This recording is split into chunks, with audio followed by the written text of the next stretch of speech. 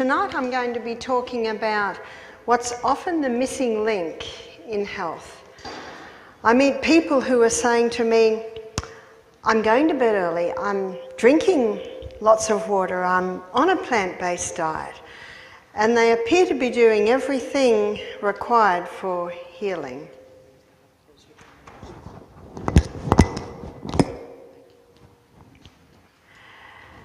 And yet I'm not well. And when I talk to these people, these are some of their symptoms. Hair loss, irritable,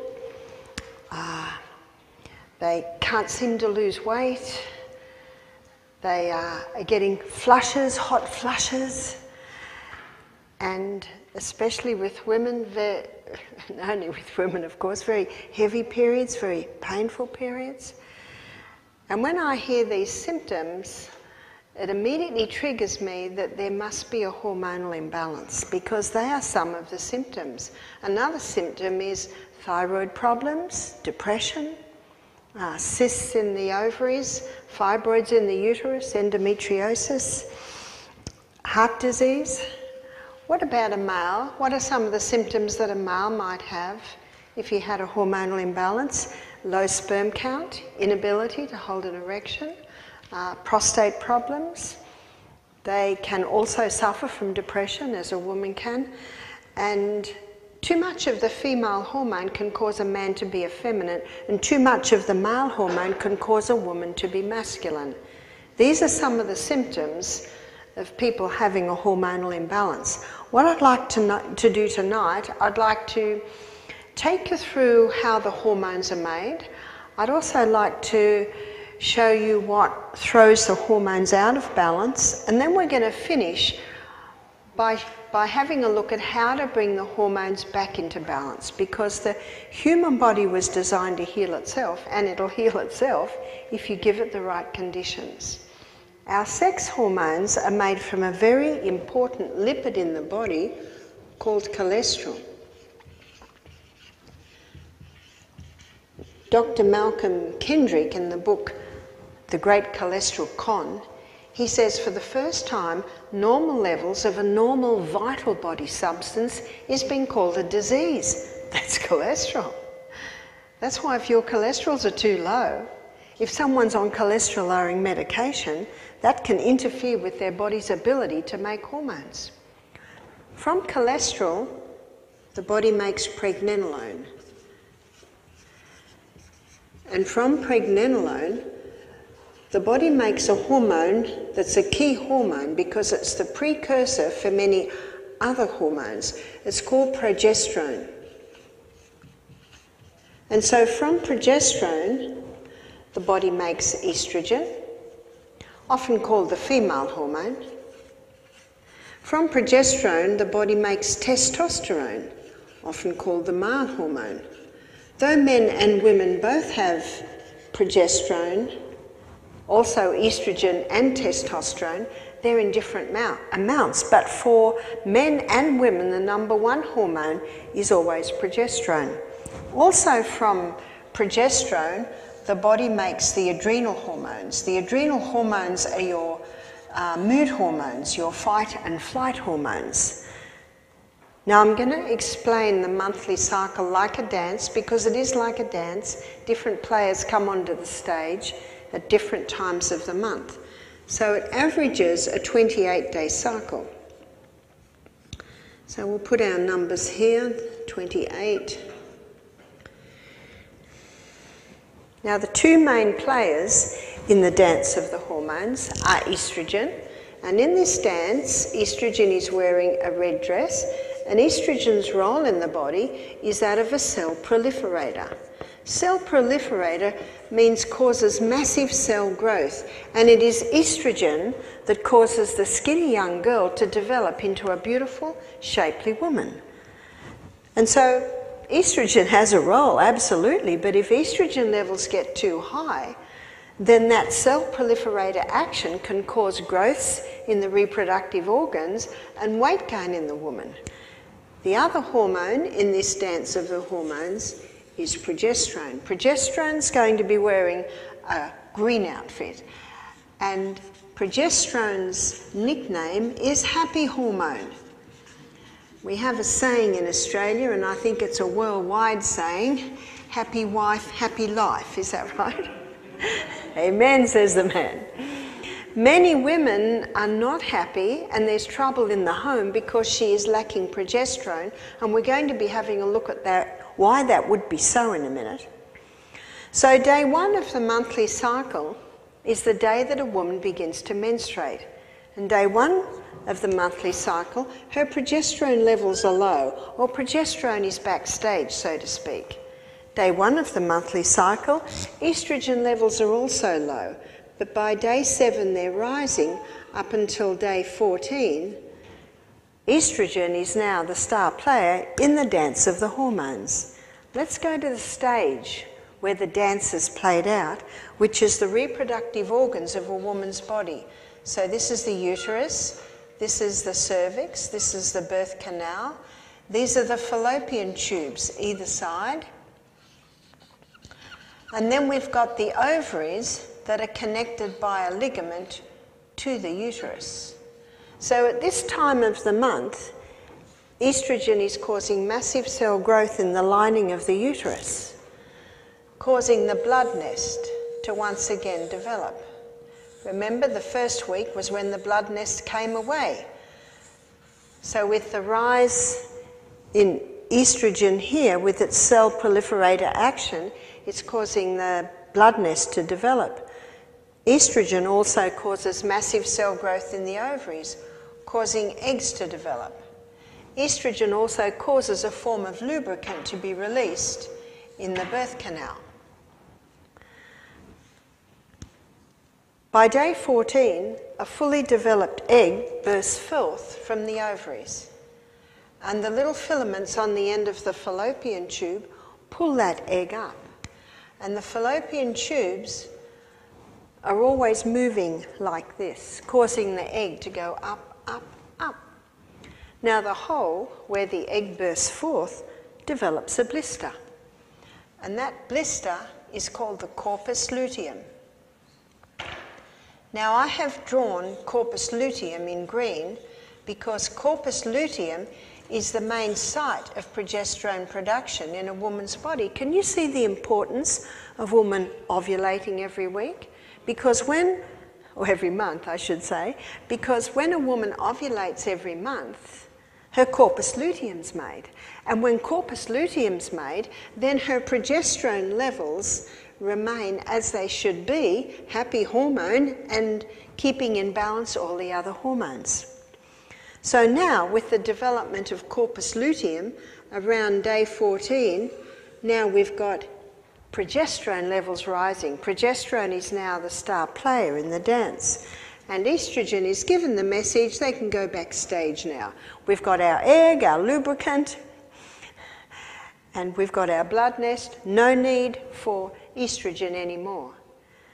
So what happens with the rise in progesterone? With the rise in progesterone, progesterone has a ripening effect on the lining of the uterus, putting the finishing touches on the uterus. Progesterone also heightens a woman's mood at this time of the month, being happy hormone, to the point of increasing her sexual desire at this time of the month. But progesterone has another effect. So let me magnify the cervix. So there's the cervix. Usually it looks like a little cushion with a hole in the middle, and that hole has a mucus plug. So let me look at it from sideways. So from side view, it looks a bit like this with the mucus plug. Under the effect of progesterone, the mucus plug goes, the lips come up a little tighter, and a special form of lubricant is released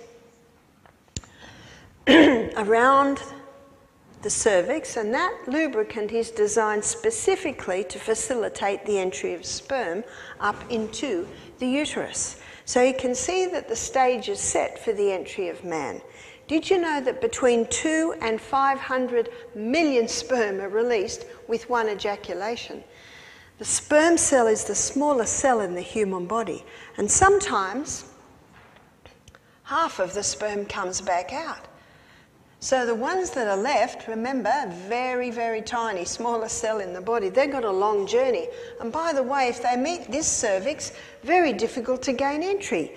But if they meet this cervix, this lubricant literally shoots that sperm up into the uterus. Some of them go down the wrong road and basically die and are absorbed back into the body.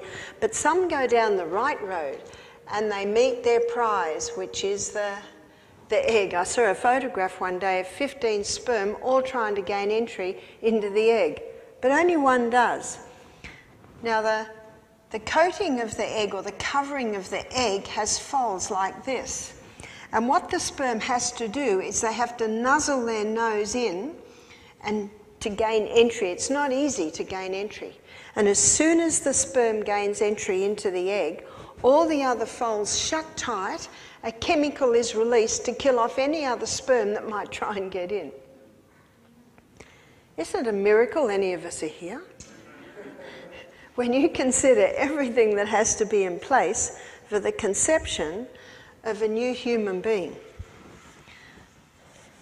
No wonder the Bible says that we are very precious in His sight. But did you know that with the conception of a new human being, in a matter of, I think it's about 4 or 5 days, there's a division to the first 2 cells. Those first 2 cells have the DNA of a new human being perfectly intact. And that DNA never has been and never will be again. Now, when you know that information, there's a lot of discussion about when life begins. When does life begin? Life begins when the woman usually doesn't even know she's pregnant. I had 6 babies. I didn't know I was pregnant till probably about 6 weeks because the next period did not come. I think there's going to be some surprises on the resurrection morning, considering that information. Now, what happens to the hormones with conception? With conception, the progesterone levels soar 200%. Don't we often say a woman is just blossoming in pregnancy? Her progesterone levels are high. If I say to people I was pregnant or breastfeeding, non-stop for 14 years, I breastfed 3 months into every pregnancy. Some people go, oh, you poor thing. I said, oh no, it was wonderful. My progesterone levels are high and I love babies. There is one progesterone, but there are 3 estrogens. So there's estradiol. An estradiol is called E2. Estrone is called E1, and estriol is called E3. Now, estradiol and estrone, they both have strong cell proliferator action, whereas estriol is a delicate estrogen. And estriol is the estrogen that rises in pregnancy. So what happens if there was no conception? If there's no conception, by day 26, progesterone levels and estrogen levels both drop right down. And when progesterone and estrogen levels drop down, the blood supply to the uterus is cut. And when the blood supply to the uterus is cut, the blood nest comes away, and we are once again at day 1 of the monthly cycle. That's what it should look like. Unfortunately, not many cycles look like that today. And remember Newton's 3rd law of motion? To every action, there is an equal and an opposite reaction. There is always a reason. So I'm going to show you why the hormones may be out of balance. What's thrown them out of balance? But before I do, I want to tell you a little bit about sperm, because it's important to know this. When sperm enters a woman's body, it's an alien, so her immune system rises to attack. But when sperm goes through the prostate gland of a man, it takes on an immune suppressant property. So when a woman's immune system rises to attack, the immune suppressant property of sperm knocks back her immune system, and sperm survives. And if woman has multiple partners, can you see how damaging that can be for her immune system? And if in the area of anal sex, can you see how damaging that can be to the health of the person? So what throws the hormones out of balance? Number one, the contraceptive pill. 1957, the first pill was introduced to women. 1960s is called the sexual revolution. The 1960s, being the sexual revolution, women wanted to be able to have sex without falling pregnant. But what women and men don't realise is the effect of that pill and what it has done and what it is doing. One health writer in Australia, she claimed it's the mass murder of millions of women. Let's have a look at what the pill is. The pharmaceutical companies grow acres and acres of wild yam. And this Mexican wild yam contains a plant chemical called diosgenin. And diosgenin in a laboratory can be converted to progesterone.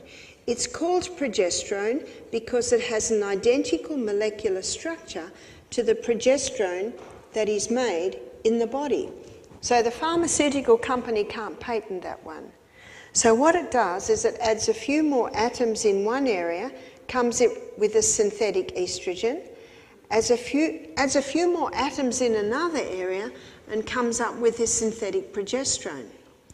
And it is these synthetic hormones that are in the pill.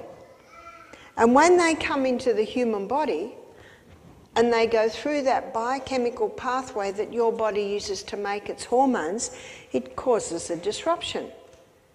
And the body thinks, what's happening? Must be pregnant. So because the body thinks it's pregnant, it doesn't release an egg. And because it doesn't release an egg, the woman doesn't fall pregnant. So for 3 weeks she takes the synthetic hormones, and then for 1 week she takes a sugar pill. So when she takes the sugar pill, the body thinks, oh, not pregnant, and there's a token bleed. And then a week later, the synthetic hormones go in, oh, pregnant, stops releasing the egg. Can you see the confusion that it gives to the body? But I want to show you what's happening to the hormones. So number one hormone should be progesterone, number two, estrogen. So month after month on the pill, no ovulation, no corpus luteum, what's happening to progesterone? It's dropping. Month after month on the pill with its synthetic estrogen, where's estrogen going? We now have a problem, sadly too common today, called estrogen dominance, progesterone deficiency. I like an estrogen to fire and water. Good slave, bad master. We need water, but when the floods come, it can be a killer. We need fire, but when the fire gets out of control, it also can be a killer. So up until about the early 90s, the pill was just estrogen. And then they discovered, in fact, the Australian Health Department and the Australia Cancer Foundation said estrogen is a known human carcinogen. So they had to put a bit of progesterone in. But it's not progesterone, it's progestin or progestone. It's not identical. So does that help? No, now the synthetic progesterone inhibits the natural progesterone being able to get into the cell. So it has not really helped at all. So what's happening week after week, after month, after year on the pill? Where's our estrogen going? It's up here. Estrogen, with its cell proliferator action causing massive cell growth in the ovaries, there's your cysts on the ovaries, there's your polycystic ovarian syndrome, there's your growths in the uterus, there's your fibroids, there's your endometriosis. Endometrium is the name of the lining of the uterus. Too much endometrium, it starts to wander all through the abdominal wall.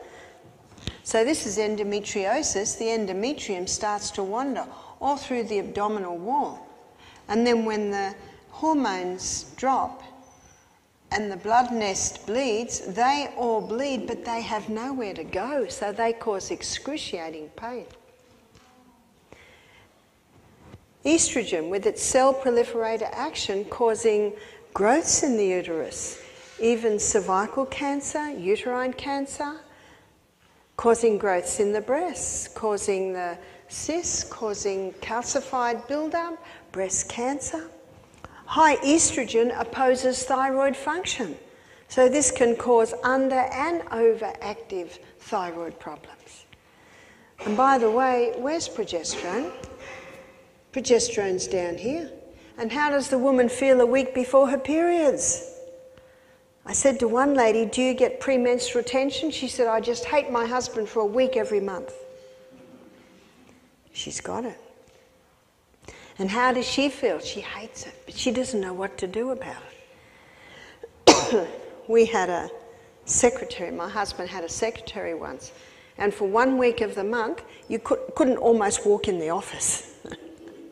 Usually it was, could you photocopy this? Could you do this? Sure, sure. On that month, I'm too busy. Ooh. I said to Michael, you've got to talk to that girl. It's just not working.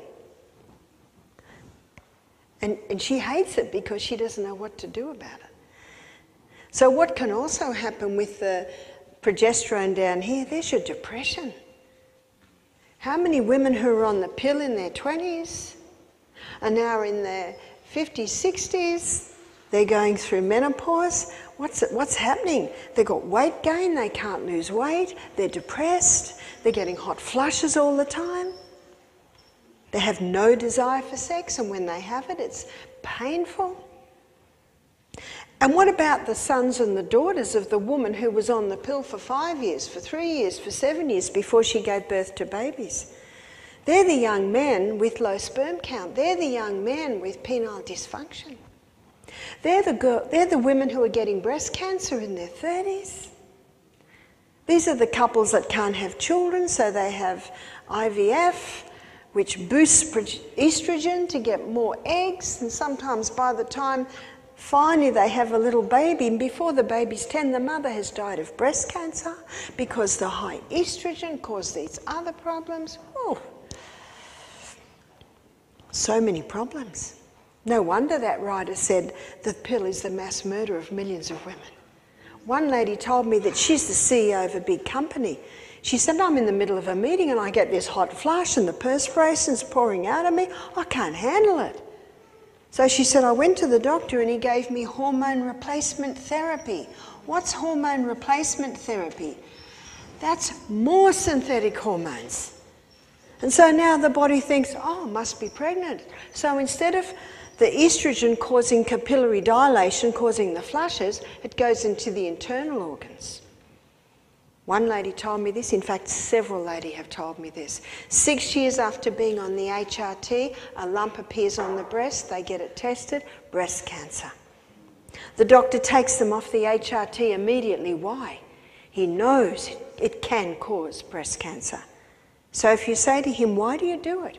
Why do you put a woman on HRT if you know it causes breast cancer? This is his answer. She was suffering and it brought her relief. That is true. And not every woman gets breast cancer. That is true. But if you ask a woman, what would you prefer, breast cancer or hot flushes? What's the answer? Give me the flushes. I'll go and live in the snow. I'll get a fan. That's right. But I'm not critical of the doctors because the pharmaceutical company holds a large piece of the pie in what they're taught. And they are not taught that progesterone is an option. Because the pharmaceutical company can't patent that. But there's more. What causes a chicken to be fully developed in 5 or 6 weeks? It's growth stimulants. It's against the law to give chickens growth stimulants. So you know what they do now? Either they give them the growth stimulants and they stop at a certain time before market, or they genetically modify the chicken to produce more estrogen so it grows quicker. An Australian farmer's wife, she said, once a month the pharmaceutical companies knock on our door pushing the growth stimulant for our cattle. And they tell us exactly when to stop so it's not picked up in the blood test at the abattoirs. If it's in the meat, it's in the egg. It's in the products. What about fish?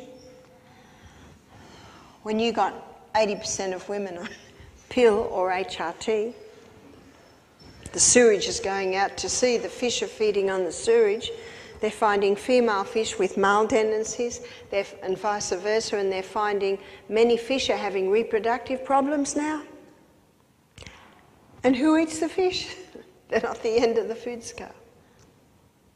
Number 3, plastics. Why plastics? In the molecular structure of estrogen, there's a phenyl ring. And that phenyl ring unlocks the door to allow the estrogen into the cell. And many plastics today have the phenyl ring. There's bisphenol A. Bisphenol A is called BPA. Often you can get plastic bottles BPA free. It's the bisphenol A, it's got that phenyl ring. So of course the BPA free is the one you want. And nonylphenol. So nonylphenol is often the chemical that's put in plastics to soften it. When I was 16, my brother was 18 and he bought his first car. It was a Zephyr. He was very proud of his new second-hand car. But the dashboard had a crack in it. Those from my era, from the 60s, 70s, remember old cars, the dashboard would crack because it's in the sun all the time. He put some turquoise fur over it and put a cow with a head that went up and down. That's very 60s, isn't it? Have you noticed that dashboards don't crack anymore? That's because they have nonylphenol in them that softens the plastic. And so that's why plastics is there, because they have that phenyl ring. They're called xenoestrogens, and xenoestrogens are estrogen mimickers. They mimic estrogen. So what else mimics estrogen is particularly the insecticide or herbicide, I should say, is Roundup or glyphosate. Glyphosate particularly affects the hormones. I was talking to a lady recently and she sprayed her weeds around her fence with Roundup and she didn't get a period for 2 months after the exposure to the Roundup. And when they did come, they'd go for 2 months. Now this woman is not an old woman, this woman's in her late 30s, about 40. And she is still, years later, trying to balance her hormones after that afternoon of exposure to glyphosate. There are some countries, some European countries, some Asian countries where glyphosate is banned now. The Sri Lankan president, he's banned it because so many farmers were dying of endocrine cancers, pancreatic cancers, because of their exposure to glyphosate. So be careful of your insecticides, your herbicides, your chemicals. We should aim for a chemical-free home. You might have to get a big magnifying glass to read the fine print, and it's not hard today to Google those names, find out exactly what they are. So we have 3 estrogen receptor sites. These are 3 cells. These are the 3 estrogen receptor sites. So this estrogen that's coming into this estrogen receptor site is the xeno. That's the estrogen. That's coming from your plastics, your chemicals. It is 20,000 times stronger than plant estrogen, so it's big. How big's, 20,000 times stronger than human. 20,000 times stronger than human estrogen is the xeno. How big's the human? It just sits quite nicely like that. But the human is 20,000 times stronger than the plant. How big's the plant? It's a tiny little slip of a thing that just lines the receptor site. There's your plant. There's your soy. So you know when they say, if you've got breast cancer, prostate cancer, don't eat soy. This is the soy you shouldn't eat. This is the soybean. I think, 95% of soybeans grown in the US today the Roundup Ready ones. Why are they called Roundup Ready? They've been genetically modified to resist Roundup. And a farmer told me this. He said 5 times before harvest, the field is spray. That's 5 doses of glyphosate. Now that soybean is a dangerous soybean. That's the soybean one should never eat. Never eat at all, especially if you've got prostate or breast cancer. And it's not the gentle estrogens that God naturally put in the soybean, it's the chemical estrogens that are on it. Now this natural estrogen that's in it, it comes to the cell and it knocks and it says, "Excuse me, do you need me?" And the cell says, "No, thank you, we've got enough." And so the natural estrogen sits there and protects that receptor site from the xeno. But if it knocks and says, "Do you need me?" and the cell says, "Yes, please," it will come in. In Psalm 104, verse 14, the Bible says that God made herbs for the service of man. Just like the illustration I gave you. Do you need me? Where do you need me? Medicine calls it synergism, working with the needs of the body. So if you do eat soy, make sure it's organic, because the organic farmer does not use genetically modified seed or he loses his organic status. And as you can see, we have far more to fear from the chemical estrogens than the natural ones. God didn't make poisons. He put that natural plant estrogen in there to help balance our hormone levels in the body. A friend of mine did a thesis on the soy.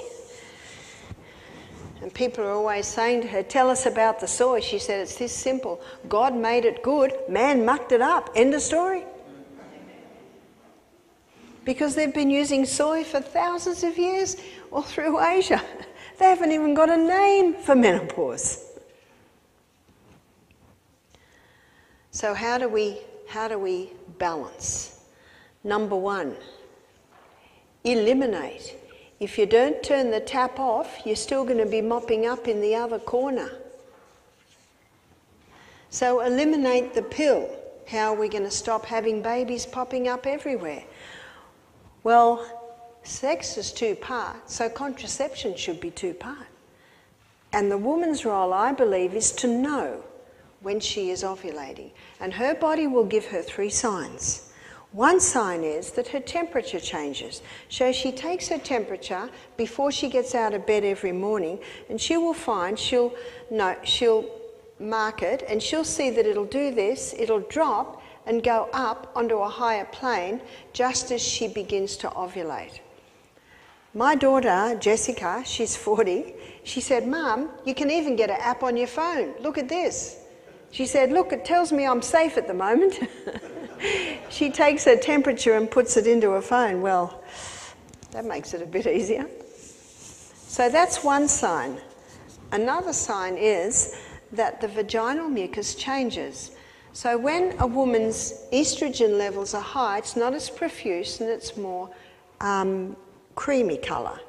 But when progesterone levels are high, and we've got this happening, it's more profuse, it's clear and stringy. So a woman just notes it every day and she starts to see the changes.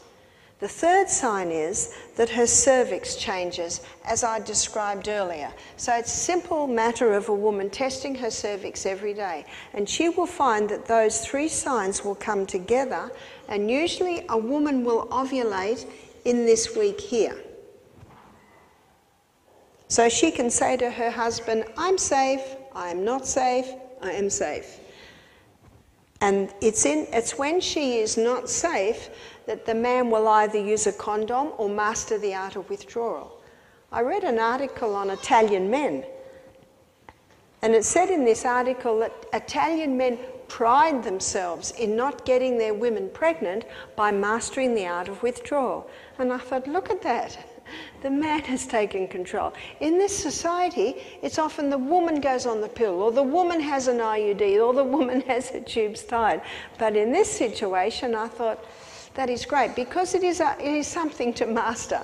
So maybe until a man masters that he might use a condom. My daughter Jessica and her husband Matthew were married for nearly 4 years before baby Amethyst appeared.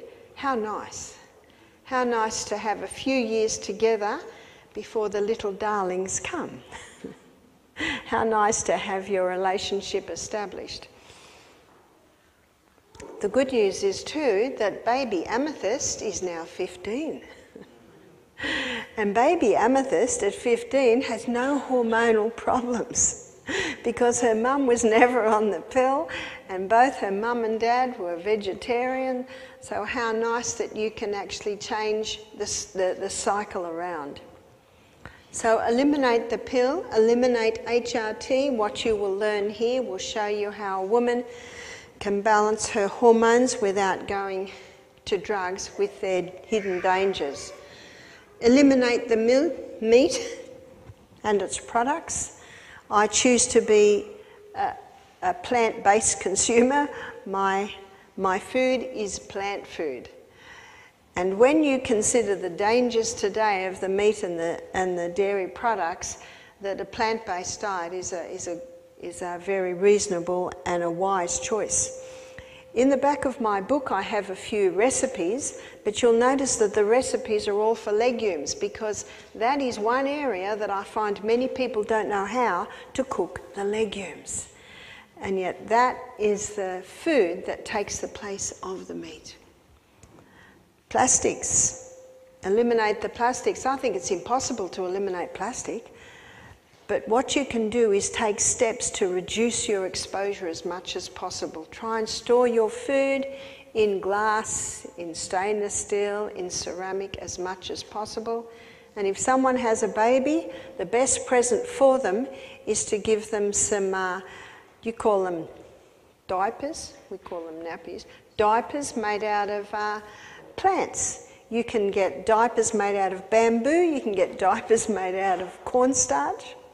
They're a little bit more expensive, but my daughter Jessica, she used to tell me that you can keep it on the baby a little bit longer and she could just put it in the compost bin.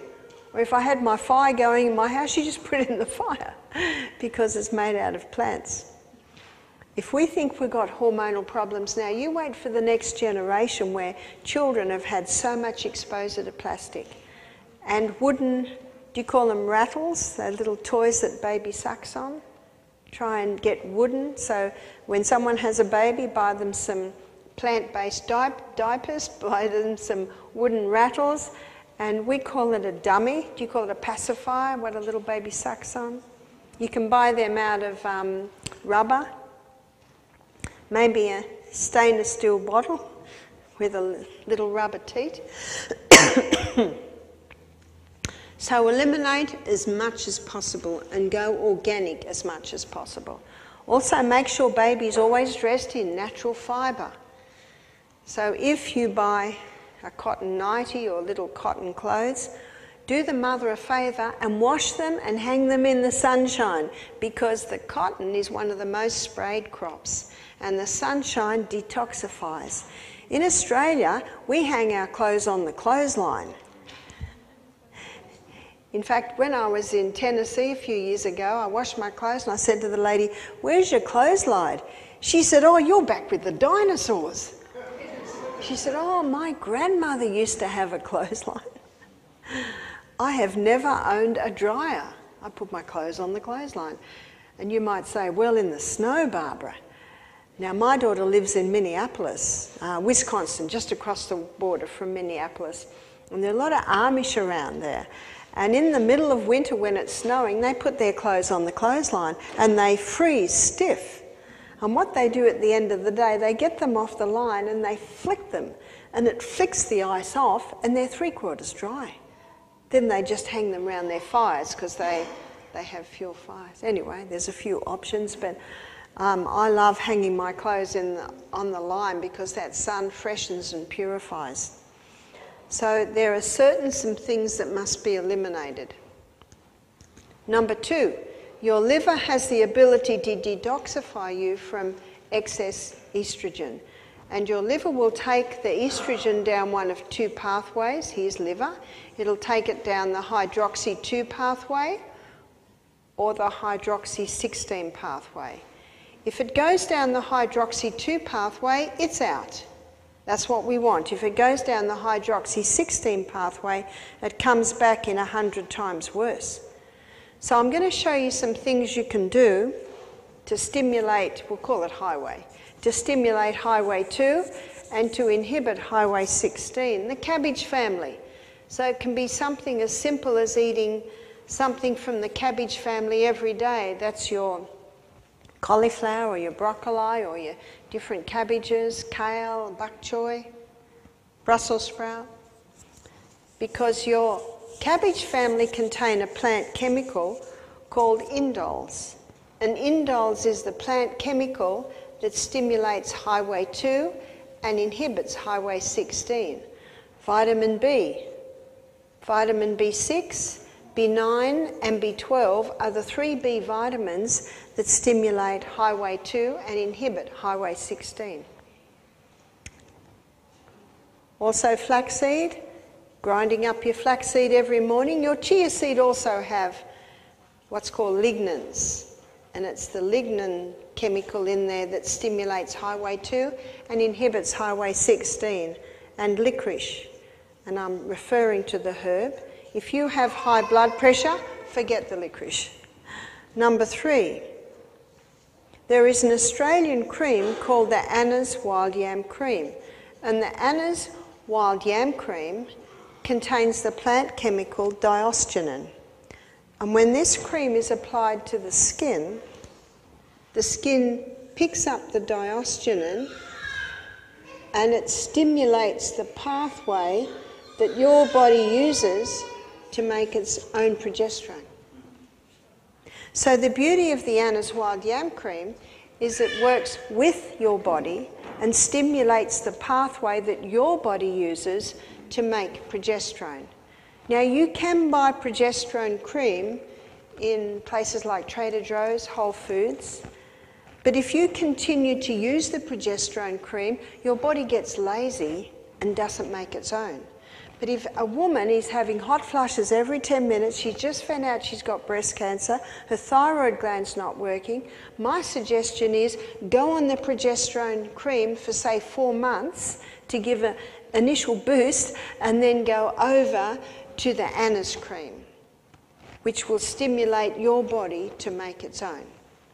So a woman applies just a little finger dip past the nail bed twice a day, inside of arms 1 time, chest another time, abdomen another time, inside of thighs another time. So she alternates her sites of application and she applies it for these 3 months of the week where her progesterone levels are the highest. What if a woman is not menstruating anymore? She chooses 1 week of the month where she doesn't apply the cream. One lady said to me, I tried this cream and it didn't work. I said, how long were you on it for? She said 2 months. I said, let me show you what's happening at 2 months. Now she's got the imbalance, too much estrogen, not enough progesterone. This is what's happening after 2 months. We're gone to about there. Where do we want to be? We want to be here. So at least 1 year. Now it doesn't mean a woman won't have relief from symptoms before a year. Often women are having relief from symptoms within a couple of months. So if a woman has any growths in her reproductive organs, the Anna's Yam Cream is very important. I've seen many women and some men get off their antidepressants by going on the Anna's Wild Yam Cream, which boosts progesterone, happy hormone, and allows them to ease off their antidepressants. But remember, we've already looked at the true remedies, which is the 8 laws of health. And the 8 laws of health is pure air, sunshine, stopping the stimulants, going to bed early, exercising every day, eating a plant-based diet, drinking adequate water, trusting in God, thanking God every day for this amazing body He's given us. They're the true remedies. They're the 8 laws of health. They're the foundation. So it's important that they be implemented as well. When I was teaching in the Bronx a few years ago, I met a little girl. She was only 9 and she had her periods at 9. That's a hormonal imbalance. So I suggested that her mother begin to implement the yam cream. I met a 90-year-old woman who was on the Anna's yam cream for her osteoporosis. Progesterone boosts bone-building cells. So if you're between 9 and 90, it certainly is applicable. One lady said to me, I've been on it for 7 years, is that a problem? I said, no. Can you have too much happy hormone? Not really. Not everyone needs to be on it that long. Most women find 1 year or 18 months. What about a man? Certainly a man can be on the yam cream. A man can be on the yam cream to help with low sperm count. A man can be on the yam cream for penile dysfunction. One man said to me, excuse the description, but this cream just puts lead in my pencil. He said, I am not as I was when I'm in my 20s, but there's certainly an improvement. We also had a man attend our program who had prostate cancer, and he was in his mid-60s. He was on a 3-monthly injection to try and get his testosterone levels down, because high testosterone can cause inflammation of the prostate. He had developed breasts and he was getting hot flushes. So he made a decision to implement the laws of health, start to go to bed early. He stopped his daily coffee and his nightly red wine, went on a plant-based diet, began to exercise, and began to apply the Anna's yam cream. How does a man apply it? He applies it much the same, twice a day, but he doesn't have the week break, because men are not cyclic like women are. After 10 months, his wife emailed me. She said, we've just had a test. His testosterones are the lowest they've been for years. All the flushes have stopped. His breasts have gone back to normal. What an amazing body we live in, that has an inbuilt ability to heal itself and begin balancing again when you give it the right conditions. So all the symptoms that I described at first, they can all be remedied by the Anna's yam cream. But let's go back to the menopausal woman. So the menopausal woman who's having hot flushes, the cream will help with that.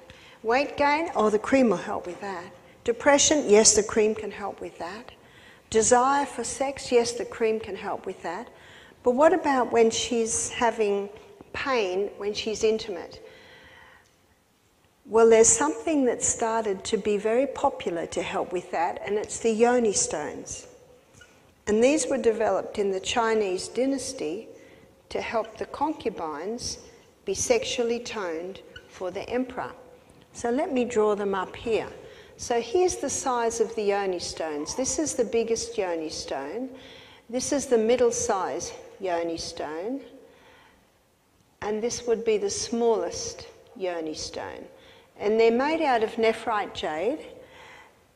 And they have 2 little holes here where dental floss can be inserted for easy extraction. So this is how they're used. The largest stone is inserted until it touches the cervix. A woman won't even feel that it is there. And she leaves it there for 1 hour a day for the first week, 2 hours a day for the second week, 3 hours a day for the third week, 4 hours a day for week 4. And by the time she's up to week 5, she's wearing it 5 hours a day.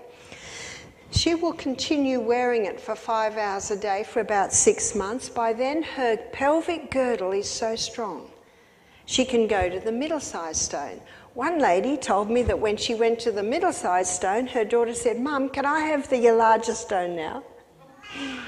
Sometimes when women have gone through birth and there's been a few problems and the uterus is not, and the cervix and the birth canal are not as they should be, it's just muscle. So I'd like to stretch out the pelvic girdle and show you what the pelvic girdle looks like and show you how this strengthens the pelvic girdle. So the pelvic girdle, if we stretch it out, So this is the belly button, and this is the coccyx bone. So here we've got the anus, we've got the birth canal, we've got the urethra, and you've got muscle. It's this muscle network that goes round and round, round, and the muscles like this, muscles round, round, round, round, round, round. So when you insert the stone into that middle one, that whole muscular system works together to hold the stone.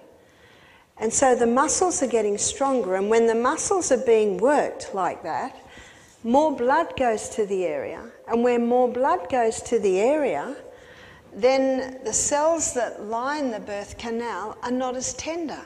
And because more blood's coming into the area, the glands that supply the lubricant begin to supply the lubricant again. And I have had many women say to me, and they're in their 50s, in their 60s, it is no longer painful when I'm intimate, that the lubricant has even returned. And I've had several couples come to me and say, look, we're a bit embarrassed to tell you this, but we just want to thank you. You've revived our intimate life. With the man, the yam cream has helped him, and with the woman, the yam cream and the yoni stones have made a huge difference. One lady told me after being to a retreat that we ran that she got home 2 weeks later and there was a little package on the table for her, and her husband says, "A present for you." The yoni stones. My daughter Jessica, she had a home birth. Oh, her baby's 10 years old now. And her midwife was in her 50s, and her midwife told her this story. She said, I went to the doctor recently and I have a prolapse. A prolapse is when the uterus can drop right down to the opening of the vagina, incredibly uncomfortable and painful. And so the doctor said that he could sew it up using mesh. Excuse me. Now, she Googled prolapse, and she also had a look at mesh. Sometimes it works, sometimes it doesn't, and she didn't like the sound of it. And when she Googled prolapses, she discovered the yoni stones. She ordered them, she began to wear them. She went back to the doctor 3 months later. He said, I can't understand what's happened to you, but you no longer have a prolapse. You see, gravity's constantly pulling us down, and there is one way to strengthen the human body, and that's defy gravity. So as our body defies gravity, it strengthens. So it's just muscle. It's just a muscle system. And one 70-year-old woman said, I have incontinence. Now, if you strengthen from the internal, it'll strengthen the urethra, it'll strengthen the anal muscles, it strengthens the whole of the pelvic girdle internally. And so she got the yoni stones, but the largest one just fell right out. Now, that's no muscle tone at all. She said, what can I do? I said, start rebounding. If you get on the rebounder, rebounding strengthens those muscles. And I said, and you can start wearing it at night. And even though you're asleep at night, there's still a little bit of activity there. And little by little, you can strengthen your internal muscles that way. It was probably 2 years ago, we had two women, a few months apart, both in their 50s, both had prolapses, both had had the operation with the mesh, both times it didn't work. Both women had to endure terrible discomfort for about 3 months before they finally could get back into hospital because they had to wait for the line-up, and they just took the whole of the uterus out. And when they heard this, they said, if only we'd known. You see, muscle knows no age. Whether you're 9 or 90, you can have strong muscles. And strong muscles get stronger, and they get strong through exercise. And that's what this yoni stone's doing. It's just causing exercise right in the internal. Where can you buy the Anna's Yam cream? Some people have told me they've Googled and been able to buy it, but there's a health retreat in Alabama. It's called Living Springs. Living Springs Retreat. I know that they sell the cream. In fact, the president of Living Springs Retreat, he told me this story a few years ago, Anna's Yam Cream were having packaging problems, so some of their cream was being delayed.